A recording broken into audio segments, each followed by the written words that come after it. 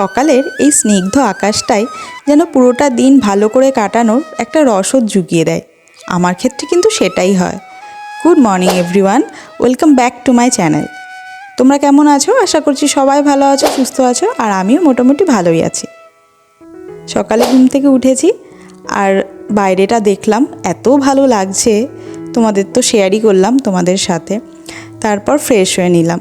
অরূপ বাড়িতে নেই, ও গেছে, ওর একটা কনফারেন্স পড়েছে, তো সেই জন্য ওর 3 দিনের জন্য গেছে বাইরে। তো আমি ওই জন্য বাড়িতেই আছি। তো ঘুম থেকে উঠে ফ্রেশ হয়ে নিলাম। আর আমার না এই ঘুম থেকে উঠে জানলাটা খুলতে বেশ ভালোই লাগে। তো অন্যদিন যখন অরূপ থাকে তখন ঘুম থেকে উঠে এইটা কিন্তু ওরই কাজ থাকে। ঘুম থেকে উঠে ও সবার আগে জানলাগুলো খোলে, জানলার পর্দাগুলো। তো তারপর ও চাটা বসায় ব্রেকফাস্টের জন্য।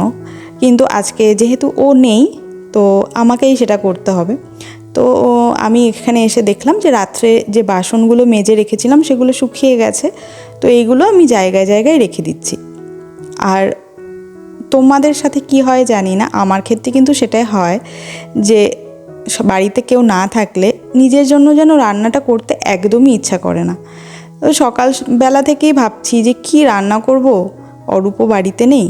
তো সেই জন্য ভাবলাম যে আজকে আর চাও খাবো না, চাটাও খেতে ইচ্ছা করছে না। তো ফ্রিজে দুধ ছিল, তো দুধটা বার করে নিলাম। দুধটা এখানে গরম করে নেব। তো আজকে ভাবছি যে দুধের সাথে কর্নফ্লেক্স খাবো না, চকোস দিয়েই খাবো। তো সেই জন্য দুধটা গরম করে নিচ্ছি।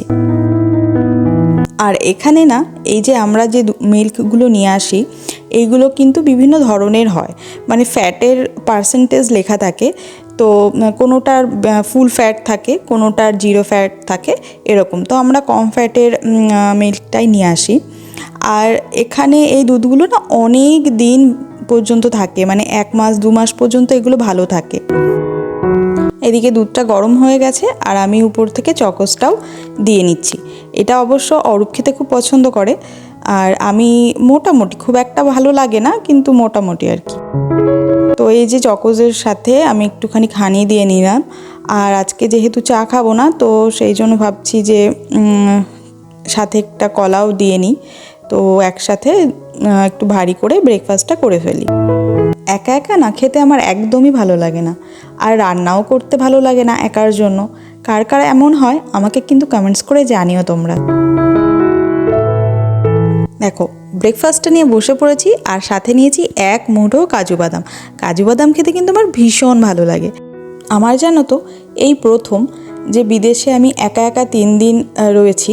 আসলে এর আগেও যতদিন আমি ইউএসএ ছিলাম তখন কিন্তু কখনোই এরকম হয়নি যে অরূপ পুরো 3 দিন 4 দিন এরকম বাড়িতে নেই, এরকম কোনো দিনই হয়নি। তো এই প্রথম। তো প্রথমে ভাবছিলাম যে একটু ভয় লাগবে কিনা, তারপর মনে সাহস নিয়ে বললাম ঠিক আছে তুমি যাও, আমি থাকতে পারবোই। আর দেখো, একটু আগেই তোমাদের দেখালাম আকাশটা কত সুন্দর, আর এখন এক পশলা বৃষ্টি হয়ে গেল। এই যে দেখো বাড়ির ছাদের এই যে টালিগুলো পুরো ভিজে গেছে। আর এইদিকে খাওয়া দাওয়া করে নিয়ে তারপর দেখলাম যে কালকে জামা কাপড় কিছু কেচেছিলাম, তো সেইগুলো ঘরের মধ্যেই নেড়ে রেখেছিলাম, যে ঘরের মধ্যে যে গরম আছে সেতে শুকিয়ে যাবে। তো এই যে রুম হিটার আছে, রুম হিটারটা যেহেতু গরমই থাকে, সেই জন্য রুম হিটারের উপরেও কিছু জামা কাপড় দিয়ে রাখি, আর এই র্যাকটার মধ্যেও দিয়ে রাখি। তো এখন দেখে নিচ্ছি কোন কোনগুলো শুকিয়েছে, সেইগুলো ভাঁজ করে নেব। আর এই যে জিন্সটা, এটা এখনও শুকায়নি, তো সেই জন্য আমি আবার এই রুম হিটারটার উপরে দিয়ে রাখলাম। এটা কিছুক্ষণের মধ্যেই শুকিয়ে যাবে। আর এদিকে আমি জামা কাপড়গুলো একে একে ভাঁজ করে নিই। আসলে আমার এটা ভীষণ একটা বদ অভ্যাস। আগেও জানো, বিয়ের আগেও আমি যখন জামা কাপড় রোদে শুকানো জামা কাপড়গুলো মা বলতো যে জামা কাপড়গুলো নিয়ে আয়, তো জামা কাপড়গুলো যখন বাড়িতে নিয়ে আসতাম তখন আমার সঙ্গে সঙ্গে গরম থাকাকালীন জামা কাপড় যদি ভাঁজ করি তাহলেই ভাঁজ করতে ভালো লাগতো। জামা কাপড় যদি একটু কিছুক্ষণের সময় আমি রেখে দিতাম তারপরে আর জামা কাপড় ভাঁজ করতে একদম ইচ্ছা করতো না। তো এখন ওই জন্য আমি সবসময় জামা কাপড় তুলে সঙ্গে সঙ্গে আমি ভাঁজ করার চেষ্টা করি, কারণ আমি জানি জামা কাপড়গুলো রেখে দিলে আর হয়তো ভাঁজ করা হবেই না। এদিকে জামা কাপড়গুলো সব ভাঁজ করাও হয়ে গেছে, আর একে একে পাট পাট করে আমি যেটার জায়গা যেখানে সেখানে আমি রেখেও দিয়েছি। এইবার রইল বিছানাটা তোলা। তো বিছানাটা তুলে নেব আর ঘরটাকেও এখন গুছিয়ে নেব। আর এখানে যেহেতু গরমটা একটু কম, এই জন্য ব্ল্যাঙ্কেটটা না সবসময় মোটামুটি লাগেই। তো আর শীতের বিছানাটা তুলতে সবচেয়ে বেশি রাগ হয়, আমার তো হয়, কার কী হয় জানি না। তো আমার তো প্রচণ্ড রাগ হয় এই ব্ল্যাঙ্কেট ভাঁজ করা, বিছানা গোছানো। গরমকালে যেরকম বিছানা গোছানোটা খুব ইজি হয়ে যায়, কিন্তু শীতকালের বিছানাটা গোছাতে কিন্তু একটু কষ্টই হয়। কিন্তু তবুও বিছানা গুছিয়ে ঘর পরিপাটি করে রাখতে কিন্তু আমার বেশ লাগে।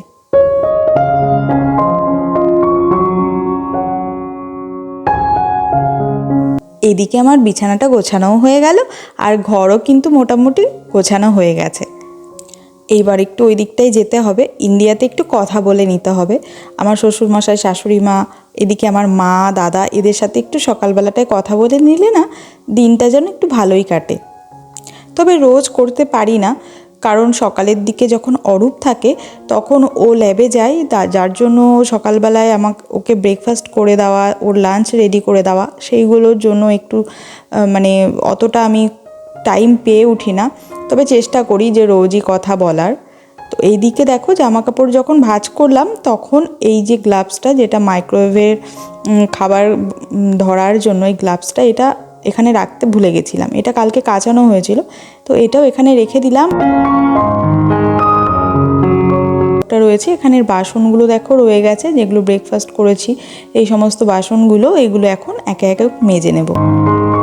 তো আমার দাদা যখন অফিসে থাকে তখন দাদা যেহেতু বাড়িতে থাকতে পারে না, অফিসের জন্য বেরোতে হয়, আর আমার বৌদিও আগে যখন অফিস করতো তখন মা বাড়িতে একাই থাকতো দিনের বেলাটা।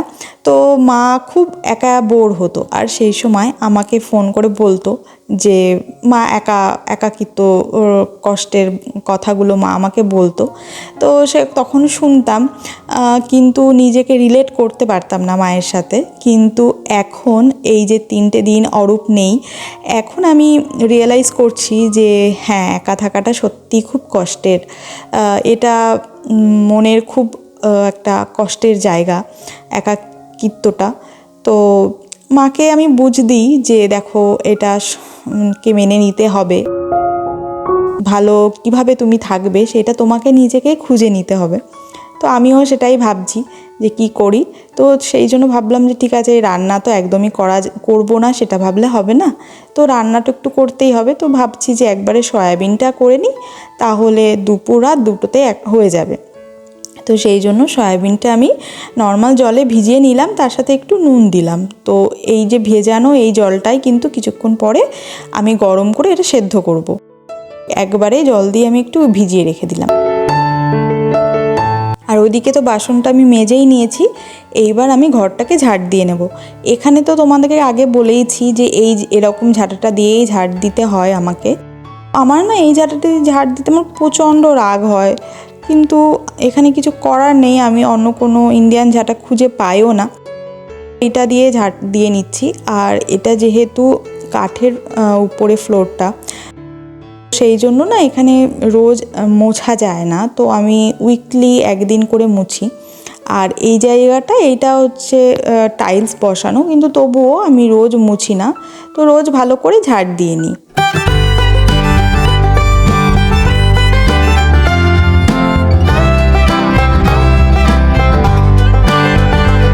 জানো তো, আমি ভেবেই পাই না, এখানে দরজা জানলা সব বন্ধ করা থাকে, তবুও ঘরের মধ্যে এত ধুলো কি করে হয়। মানে আমি একটা গ্রামেই বড় হয়েছি, তো সেখানে কিন্তু ধুলোবালি গ্রামে থাকাটা সেটা স্বাভাবিক, কিন্তু এখানে শহরে আর এখানে কিন্তু ধুলোবালি কিছুই নেই, তবুও এত ঘরে ধুলো হয় কি বলবো। তবুও দেখো আমাদের সব সময় দরজা জানলা বন্ধ থাকে। তো এই জন্য আমি ঘরটা ঝাড় দিয়ে নিলাম, আর এখন যাব স্নান করতে।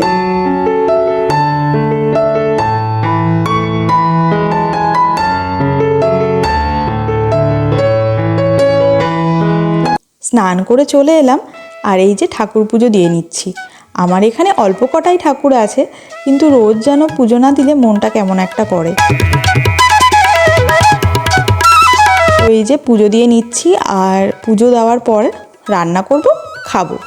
এইটাই আমার আজকের সকালের রুটিন। তবে আজকের দিনের মতন কিন্তু আমার বাকি দিনগুলো কাটে না।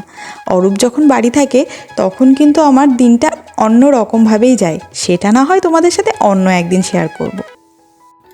তো তোমাদের সাথে আমি শেয়ার করলাম আমি সকাল থেকে একা থাকলে কিভাবে কাটাই, সেই রুটিনে তোমাদের সাথে শেয়ার করলাম। তো অবশ্যই অন্যদিন তোমাদের সাথে শেয়ার করব যে জার্মানিতে থাকাকালীন অরূপের সাথে আমার সকালটা কিভাবে কাটে।